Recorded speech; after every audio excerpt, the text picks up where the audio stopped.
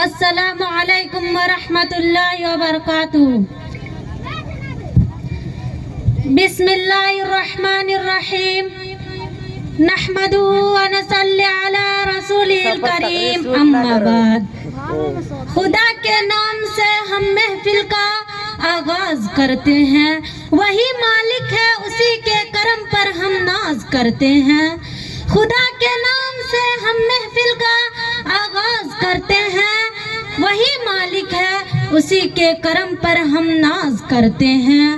اسی کے نام سے آغاز کا انجام ہوتا ہے، کہ اسی کے نام سے آغاز کا انجام ہوتا ہے، اسی کے مہربانی سے جہاں کا کام ہوتا ہے۔ حضرات گرامی، خدا قادر کا فرمان ہے، الرجال قوامون علی النساء، کہ مردوں کو عورتوں کے اوپر حاکم بنایا گیا ہے۔ اللہ کے اس سرزمین پر مرد عورت دونوں ایسے لفظ ہیں جن کو جوڑنے کے باوجود کسی انسان کی وجود کا تصور کیا جا سکتا ہے۔ ہر آدم کے لیے ایک ہوا کا وجود ضروری ہے، اور ہر ایک ہوا کے لیے آدم کا وجود لازمی ہے۔ ترجمن استان الہی کا چمکتا ہوا گلاب ہے، تو عورت اس کی سر انگسیر خوشبو ہے۔ مرد کارخانہ قدرت کا دھلا ہوا شاہکار نگینہ ہے، تو عورت اس کی چاندی۔ مرد قندیل حیات ہے، تو عورت اس کی روشنی۔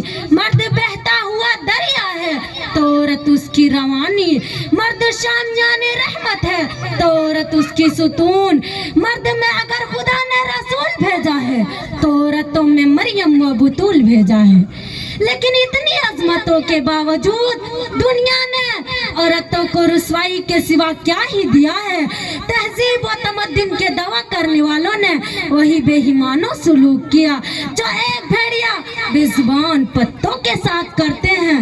اسی لیے کسی نے کہا کہ عورت زہر کی پڑیا ہے، کسی نے کہا کہ عورت ایک رات کی خوشبو ہے، کسی نے کہا کہ عورت خواہشات نفسانی مٹا دینے کا ذریعہ ہے، کسی نے کہا کہ عورت کانٹوں کا بستر ہے، کسی نے کہا کہ عورت قدموں کی دھول ہے۔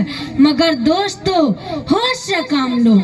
اسلام اور پاک و صاف مذہب کے علمبردار، دو جہاں کے سردار، آمنہ کے لال، عبداللہ کے لخت جگر، بنو قریش کا چمکتا دھمکتا سورج، جناب رسول اللہ صلی اللہ علیہ وسلم نے فرمایا، ارے نادانو، عورت زہر کی پڑیا نہیں، عورت ایک رات کی خوشبو نہیں، عورت خواہشات نفسانی مٹا دینے کا ذریعہ نہیں، عورت کانٹوں کا بستر نہیں، عورت استعمال کر کے پھینکنے والی چیز نہیں، عورت قدموں کی دھول نہیں، بلکہ عورت تو جنت کا پھول ہے۔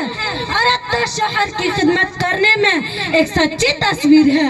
عورت تو مرد کے لباس میں عمدہ بحیا لباس ہے، جس کو قرآن نے صاف طور سے بیان کیا ہے، ہن لباس لکم وانتم لباس لہن، کہ عورت تمہارے لباس ہے اور تم اس کے لباس ہو۔ کہاں ہے دامن اسلام پر کیچڑ اچھالنے والے؟ کہاں ہے تعصب کا چشمہ لگا کر اسلام کو جلوہ دکھانے والے؟ کہاں ہے مقدس مذہب اسلام کے بارے میں یہ افسوس دردناک بات کہنے والے؟ کہاں ہے پاکیزہ مذہب اسلام کو دغدار کرنے والے؟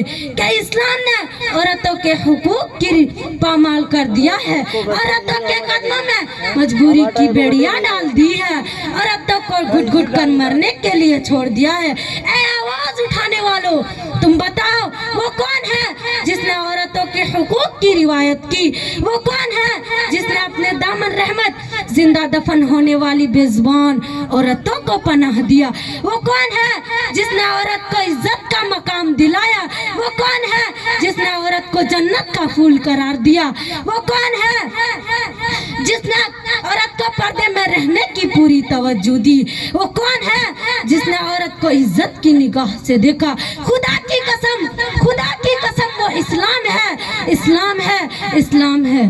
अरे इस्लाम ने भाइयों के साथ बहनों के हुकूक को भी माँ बाप के माल में दिलाने वाला है, बेवा औरत से शादी का रिवाज दिलाने वाला है, औरतों को गैर महरम के साथ बातचीत करने से रोकने वाला है, ताकि अलफितना तो अशद मिन अलकत्ल का मिस्ताक महवर न बन जाए।